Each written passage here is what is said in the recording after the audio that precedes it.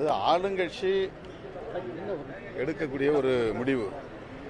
யாரை துணை முதல்வராக்குவது, யாரை எந்த அதிகார பீடத்தில் அமர வைப்பது என்பது குறித்து ஆளும் கட்சி எடுக்கிற முடிவெடுத்த பிறகுதான் நாம் கருத்து சொல்ல முடியும். அதுக்கு முன்னால் கருத்து சொல்றது எதுவும் இல்லை. இப்போது கூட்டம் நடைபெற்றுக் கொண்டிருப்பதாக சொல்கிறார்கள்.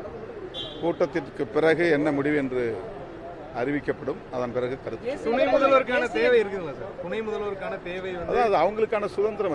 அதுல இருந்து நம்ம என்ன இதில் தேவை இருக்கு தேவையில்லை இதில் கருத்து சொல்றது ஒன்றும் கிடையாது.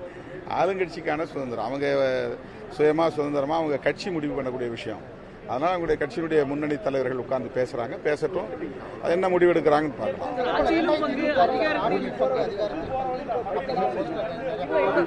அது குறித்து நான் ஏற்கனவே போதிய விளக்கம் சொல்லிவிட்டேன். திரும்ப திரும்ப அந்த கேள்வி கேட்க வேண்டாம்.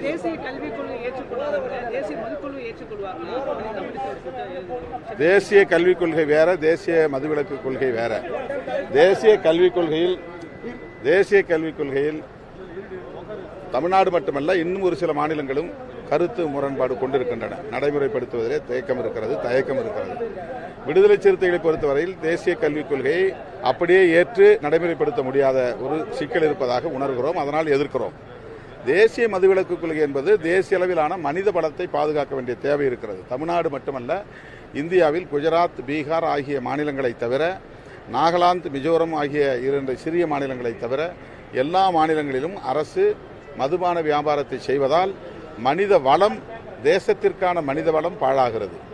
அதனால் நம்முடைய அரசமைப்பு சட்டம் உறுப்பு எண் 47 படி தேசிய அளவிலான மதுவிலக்கு கொள்கையை வரையறுக்க வேண்டும், அதற்கு தனி சட்டம் இயற்ற வேண்டும் என்று நாங்கள் வலியுறுத்துகிறோம்.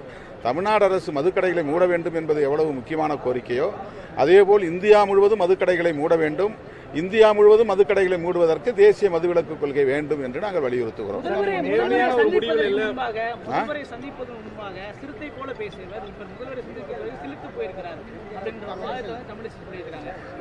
அவங்களுடைய எதிர்பார்ப்பு நிறைவேறாததால் அவர்கள் விரக்தியில் பேசுகிறார்கள். அதே மாதிரி நேர்மையான ஒரு சந்திப்பு, நேர்மையான முடிவுல திருமாவளவன் இல்லை அப்படிங்கிறது பாஜகவுடைய தலைமை ஒருங்கிணைப்பாளர் சொல்லியிருக்காரு, எச் ராஜா சொல்லியிருக்காரு.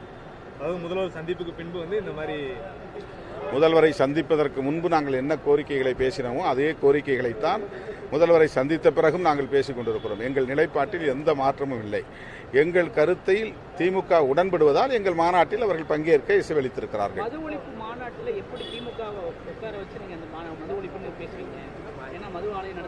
நாங்க பேசுறோமா இல்லையான்னு நீங்க மாநாடு நடக்கும்போது பாருங்க.